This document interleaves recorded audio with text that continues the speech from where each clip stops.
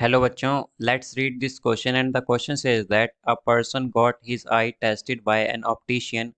The prescription for the speckle lenses to be made reads left eye plus 2.50 diopter, right eye plus 2.00 diopter. Part A, state whether these lenses are thicker in the middle or at the edges. Part B, which lens bends the light rays more strongly. Part C, state whether these speckle lenses will converge light rays और diverge light rays। तो आइए बच्चों, अब इस question को हम यहाँ पर सॉल्व कर लेते हैं।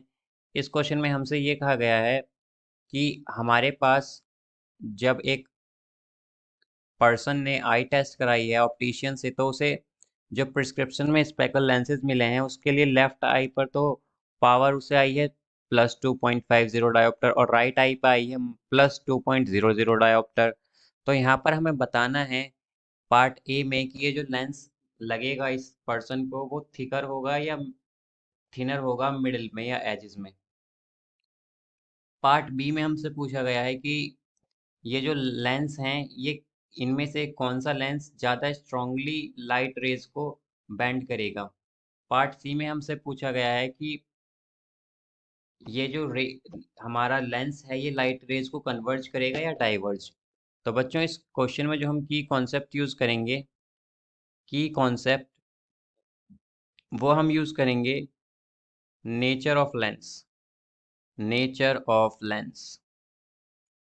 अब जैसा कि बच्चों यहाँ पर हमें गिवन है, लेंस की पावर हमें गिवन है यहाँ पर।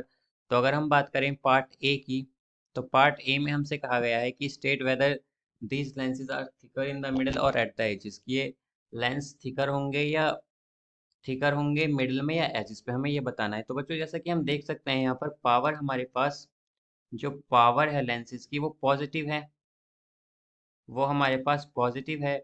और जो बच्चों पॉजिटिव पावर होती है वो हमेशा हमारे पास कॉन्वेक्स लेंस की होती है, बिकॉज जो हमारे कॉनकेव लेंस होते हैं केवल पावर उन्हीं की नेगेटिव होती है।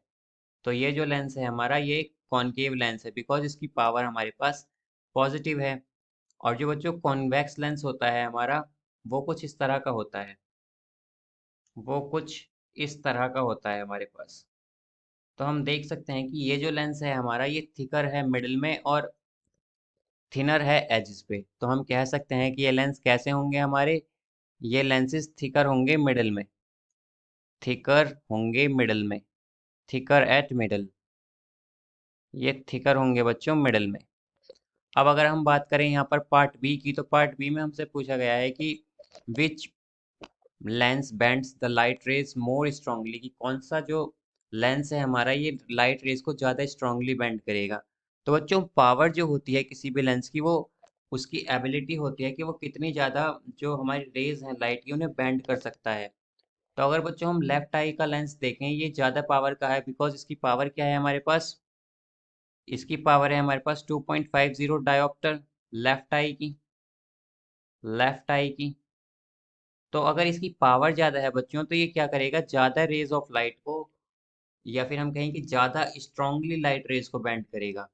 तो इसका जो आंसर होगा हमारे पास वो होगा लेफ्ट आई।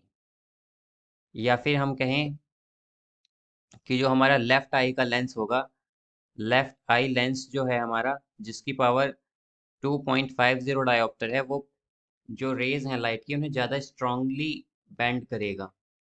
आइए अब बात करते हैं पार्ट सी की। तो पार्ट सी में बच्चों हमसे पूछा गया है कि हमें ये बताना है कि ये रे जो लेंस है हमारा ये कन्वर्ज करेगा या डाइवर्ज करेगा लाइट रेज को। तो बच्चों जैसा कि हम ये डायग्राम देख सकते हैं या फिर हम कहीं लेंस देख सकते हैं कि ये कॉन्वेक्स लेंस है, और कॉन्वेक्स लेंस को बच्चों हम कन्वर्जिंग लेंस भी बोलते हैं। Converging lens, converging lens. तो जैसा कि बच्चों हम इसके नाम से ही देख सकते हैं कि ये कन्वर्जिंग लेंस है, तो ये क्या करेगा, लाइट रेज को कन्वर्ज करेगा, ये लाइट रेज को कन्वर्ज करेगा बच्चों। ये क्या करता है, लाइट रेज को ये कन्वर्ज कर देता है, कन्वर्ज करेगा ये लाइट रेज को, कन्वर्ज। तो जैसा कि बच्चों यहाँ पर हमसे पार्ट ए में पूछा गया था कि ये कहाँ पर थिकर होंगे, तो हमने बताया था कि ये जो लेंस है ये थिकर होगा मिडिल में।